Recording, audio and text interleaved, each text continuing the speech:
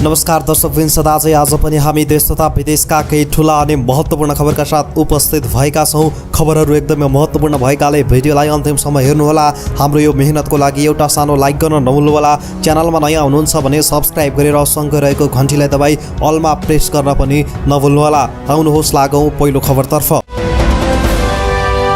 हाल देशका 75 जिल्लामा निषेधाज्ञा जारी छ। कोरोना संक्रमण रोकथाम तथा नियन्त्रणका लागि निषेधाज्ञा जारी गरिएको हो। गृह मन्त्रालयका अनुसार काठमाडौँ उपत्यका सहित अधिकांश जिल्लामा यही असार 14 गतेसम्म निषेधाज्ञा जारी छ। पछिल्लो समय विभिन्न जिल्लामा निषेधाज्ञा क्रमशः खुकुलो बनाउँदै लगिएको छ। सल्यान र डोटीमा असार 10, रुकुम पश्चिम र भोजपुरमा असार 17, तनहुँ र सङ्खुवासभामा असार 14, कैलाली, दाङ, बागलुङ, डडेलधुरा, गुल्मी, पर्वत, स्याङ्जा, रामेछाप, नुवाकोट, अर्घाखाँची, बैतडी, सिराहा, सिन्धुपाल्चोक, धादिङ र मुस्ताङमा असार 15 सम्म निषेधाज्ञा लम्बाइएको छ। पर्सामा असार 13, पाल्पा, दार्चुला र गोर्खामा असार 12, धनकुटा र नवलपरासी पूर्वमा असार 11 र केही जिल्लामा आजसम्म निषेधाज्ञा कायम छ। ती जिल्लामा पनि निषेधाज्ञा थपिन सक्छ। दर्शकवृन्द, सरकारले काठमाडौँ उपत्यका लगायत केही जिल्लामा निजी सवारी साधनमा जोड बिजोड प्रणाली लागू गरेको छ र यति बेला धेरै जनताले सबैको आफ्नो निजी गाडी हुँदैन, काम गरेरै खानुपर्छ, अब त सार्वजनिक यातायात खोल्नुपर्छ सरकार भनेर आग्रह गरिरहेका छन्। तपाईँ पनि सबैको निजी गाडी हुँदैन, सार्वजनिक यातायात खोल्नुपर्छ भन्ने आवाज उठाउनुहुन्छ भने तलको कमेन्ट बक्समा गएर सार्वजनिक यातायात खोल्नु पर्यो लेखेर सक्दो दबाब दिन नबिर्सनुहोला है त।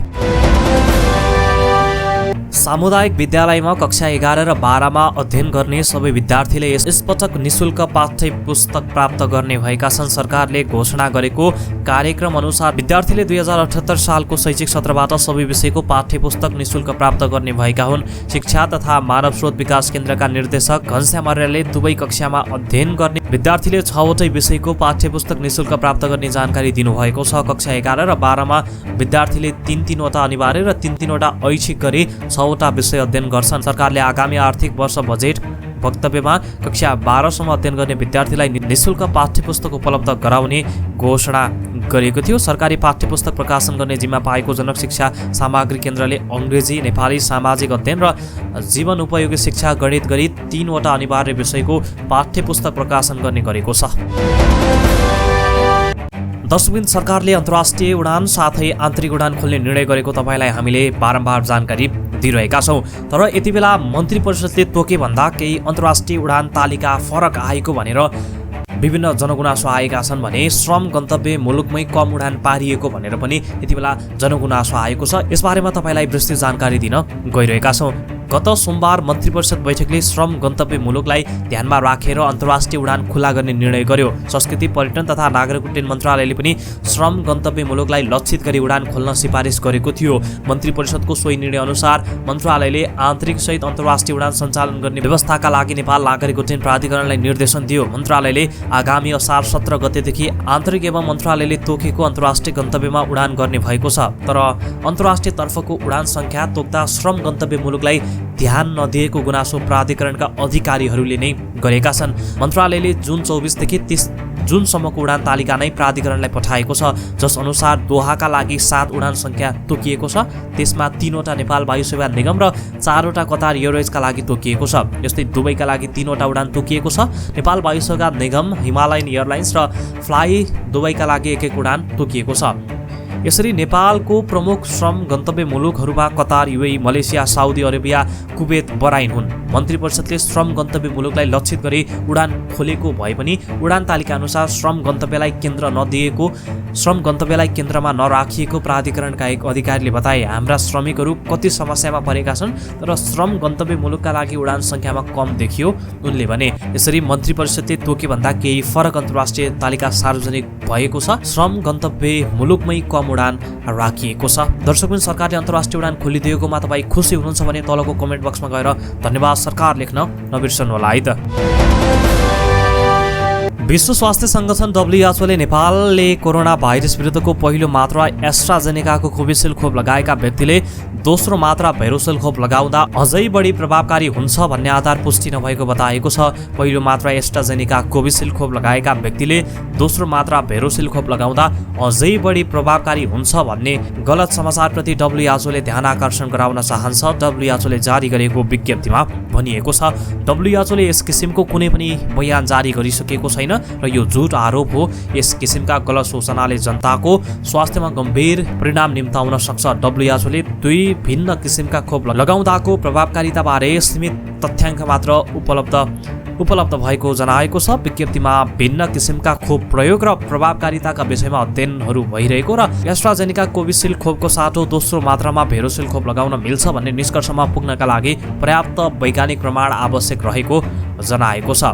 यसरी डब्ल्युएचओले फरक खोप लगाउँदा प्रभावकारी हुन्छ भन्ने आधार छैन भन्दै पुष्टि गरेको छ। सरकारले तोकेको समयभन्दा 2 महिना ढिलो गरी सवारी लाइसेन्स प्राप्तिको नयाँ व्यवस्था कार्यान्वयनको तयारी गरेको छ। नयाँ व्यवस्था अनुसार प्रयोगात्मक र लिखित परीक्षा पास गर्ने बित्तिकै स्थायी नवीकरण गर्ने गरी सवारी चालक अनुमति पत्र लाइसेन्स पाउने अहिलेको व्यवस्था हटाइएको छ। यसको ठाउँमा 1 साउनदेखि दुवै परीक्षा पास गर्नेलाई 1 वर्षसम्म परीक्षण लाइसेन्स दिन्छ। यातायात विभागका महानिर्देशक नवराज घिमिरेले भने विभागका अनुसार परीक्षण लाइसेन्स पाएको व्यक्तिले तोकिएको समय अवधिमा 5 पटकसम्म नियम उल्लङ्घन गरेमा पुनः नयाँ परीक्षा दिनुपर्नेछ। परीक्षण लाइसेन्सको रूपमा अहिले प्रयोग भइरहेको स्मार्ट लाइसेन्स दिनेछ, तर त्यसमा चिप भने हुने छैन। त्यस्तै साउनदेखि नै चालक अनुमति पत्र लाइसेन्स प्राप्त गर्नका लागि लिइने प्रयोगात्मक र लिखित परीक्षाको ढाँचामा पनि परिवर्तन गरेको छ।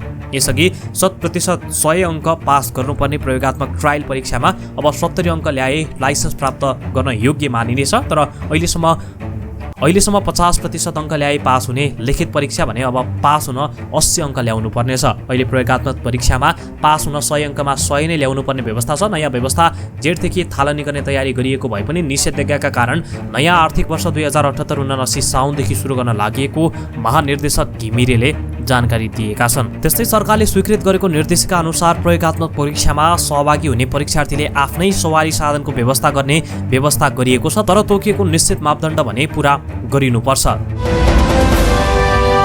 सरकारले उपत्यकामा मङ्गलबारबाट निषेधाज्ञा खुकुलो बनाएसँगै बजारमा मानिसको चहलपहल बढेको छ। तपाईँलाई दृश्यमा हामीले तस्बिर देखाइरहेका छौँ। जिल्ला प्रशासन कार्यालय काठमाडौँ, भक्तपुर र ललितपुरको संयुक्त सुरक्षा समितिको बैठकले जनस्वास्थ्यका मापदण्ड पालना गरेर जनजीवन सहज बनाउन शर्तसहित निषेधाज्ञा खुकुलो पार्ने निर्णय गरेसँगै सपिङ मल, फेन्सी, गरगहना पसल, खेलकुद सामग्री, स्टेसनरी, विद्युत उपकरण, निर्माण सामग्री, टायल, मार्बल, फर्निचर लगायतका व्यापार व्यवसाय खुलेका छन्। सपिङ मल, खेलकुद सामग्री पसल, कपडा, जुत्ता, fancy, cosmetic, sari, gift item र टेलरिङका पसल सोमबार, बुधबार र शुक्रबार बिहान 11 देखि 4 बजेसम्म खोल्न पाइने व्यवस्था गरिएको छ।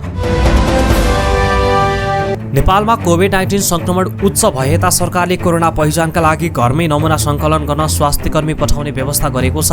घरमै नमुना सङ्कलन गरी परीक्षण गर्दा राष्ट्रिय जनस्वास्थ्य प्रयोगशालाले निश्चित निजी प्रयोगशालाले अनुमति दिएको छ। घरमै गएर नमुना सङ्कलन गरे बापत ती प्रयोगशालाहरूले बढीमा 500 रुपैयाँसम्म सेवा शुल्क लिन पाउने व्यवस्था गरिएको छ।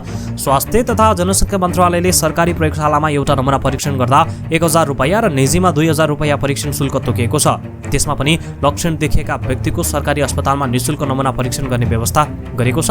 तर पछिल्लो समय केही निजी अस्पतालहरूले घरमै गएर नमुना सङ्कलन गरे बापत मनपरी शुल्क लिने गरेको पाइएको भन्दै त्यसरी नमुना लिन आउने प्रयोगशालालाई 500 रुपैयाँ भन्दा बढी शुल्क नतिर्न राष्ट्रिय जनस्वास्थ्य प्रयोगशालाले आग्रह गरेको छ।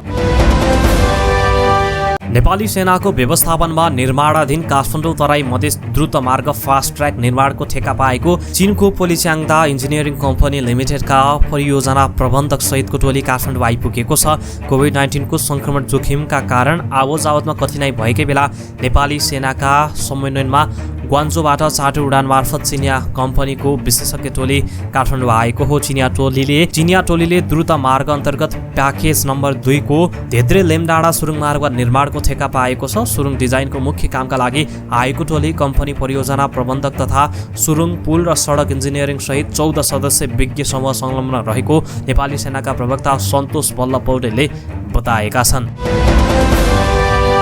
साउन 1 गतेदेखि सबै प्रकारका सवारी साधनलाई अनिवार्य रूपमा इन्भोइस नम्बर प्लेट जडान गर्नुपर्ने व्यवस्था लागू हुने भएको छ। सरकारले सो मितिदेखि नयाँ दर्ता हुने र नवीकरण गरिने सवारीलाई यो प्रणाली लागू गरिने यातायात व्यवस्था विभागका महानिर्देशक नवराज घिमिरेले बताएका छन्। यो व्यवस्थाबारे हामीले केही समय अघि नै छलफल गरेका हौँ। आउने असार 1 गतेदेखि नयाँ दर्ता हुने र नवीकरण गरिने हरेक प्रकारको सवारीलाई इन्भोस नम्बर प्लेट अनिवार्य हुनेछ। महानिर्देशक नवराज घिमिरेले भने अन्य सवारीलाई पनि निर्धारित समय तोकेर जडान गर्न लगाइनेछ। गत वैशाखमा महानिर्देशक नवराजले आगामी 2 वर्षमा सबै सवारीमा अनिवार्य इन्भोस नम्बर प्लेट राखिसक्ने बताएका थिए। इन्भोस नम्बर प्लेट राख्न सवारी धनीले निश्चित शुल्क बुझाउनुपर्छ। शुल्क यस प्रकार छ। ठुलो सवारीमा इन्भोस नम्बर प्लेट जडान गर्दा 3600 रुपैयाँ, मझौला सवारी तथा सानो 4 पाङ्ग्रेमा 3200 रुपैयाँ, सानो 3 पाङ्ग्रे सवारीमा 2900 रुपैयाँ र सानो 2 पाङ्ग्रे सवारी मोटरसाइकल तथा स्कुटरमा जडान गर्न 2500 रुपैयाँ तोकिएको छ। सवारी साधन, ट्र्याकिङ र सुरक्षाका लागि भन्दै सरकारले झन्डै 4 वर्ष अघि इन्भोस नम्बर प्लेट प्रणाली सुरु गरेको थियो। कोरोना संक्रमण रोकथाम विरुद्धको खोप उत्पादन गर्दै आएका उत्पादक राष्ट्रहरूले नेपाललाई खोप उपलब्ध गराउने प्रतिबद्धता जनाए पनि अहिलेसम्म दिलाउन सकेका छैनन्। बेलायत, रुस, अमेरिका, डेनमार्क लगायतका राष्ट्रले खोप उपलब्ध गराउने प्रतिबद्धता जनाए पनि नेपालले पाउन सकेको छैन। खोप उत्पादक राष्ट्रहरूले खोप उपलब्ध गराउने प्रतिबद्धता जनाए पनि सुनिश्चितता गर्न नसक्दा नेपालले कहिलेसम्म पाउने निश्चित छैन। प्रधानमन्त्री केपी शर्मा ओलीले आगामी पुष मसान्तसम्म आम नागरिकलाई खोप लगाइसक्ने प्रतिबद्धता जनाएका छन्, तर सो प्रतिबद्धता कार्यान्वयनमा सकस देखिएको छ। तत्कालीन परराष्ट्र मन्त्री प्रदीप गेवालीले खोपको ब्रेक थ्रु हुने बताएका थिए। उनी आफै मन्त्रीबाट हटिसकेका छन्। भारतमा हाल जारी कोभिड-19 को दोस्रो लहर घट्दो क्रममा देखिएको छ। पछिल्ला केही हप्तामा संक्रमणको दर घटेको पाइएको छ। यता यस्तो अवस्था रहे पनि भारतमा जनस्वास्थ्य विज्ञहरूले भने समयमा यहाँ दोस्रो लहर आउन सक्ने भन्दै खतराको घन्टी थिच्न थालेका छन्। पछिल्ला समय भारतमा यसरी घट्दो क्रममा संक्रमित देखिन थालेपछि त्यहाँको सरकारले यसअघि लगाएका प्रतिबन्धमा केही खुकुलो बनाएको छ। त्यसरी खुकुलो बनाएपछि नागरिकहरू सडकमा निस्किन थालेका छन्। उनीहरूले सामाजिक दूरी कायम गर्ने तथा अरू जनस्वास्थ्यका आधारभूत मापदण्ड पनि पालना गर्न छाडेका छन्, जसका कारण फेरि भारतमा अर्को खतरा आउन सक्ने जनस्वास्थ्यविदहरूले सरकारलाई सचेत गराएका छन्। सत्तारूढ नेपाल कम्युनिस्ट पार्टी एमालेको एकता बचाउन अन्तिम कसरत गरिरहेका अध्यक्ष केपी शर्मा ओली पक्ष माधव कुमार नेपाल नफर्कने निचोडमा पुगिएको छ। नेता नेपाल लोकतान्त्रिक गठबन्धनका नामबाट प्रधानमन्त्री ओली विरुद्ध ध्रुवीकरण कसिलो बनाउन लागेकोले त्यो सम्भव टाढिँदै गएको एक नेताले बताएका छन्। उनका अनुसार नेता नेपालसँग अहिले पनि अनौपचारिक माध्यमबाट संवाद भइरहेको छ। यसैबीचमा ओली पक्षले उनीसँग सिधा सम्पर्क त गरेको छैन, तर नेपाल निकट नेताहरू मार्फत नै संवाद टुटेको पनि छैन। तर एकपछि अर्को अन्तो थाप्दै र पार्टी एकताको भावनालाई कमजोर तुल्याउँदै गएपछि ओली समूह माधव नेपाल बाहेक पार्टी एकता गर्न सकिन्छ कि भनेर कोसिसमा जुटेको स्वीकार छ। तपाईले देख्नु भएको छ नि, उहाँ बुढालिन कण्ठसँग डेभलपमा हुनुहुन्छ। वास्तवमा भन्ने हो भने एमाले एकताको बाधक नै त्यही हो। उनी थप्दछन्, अहिले दोस्रो तहका नेताहरूबीच सदन संवाद जारी छ।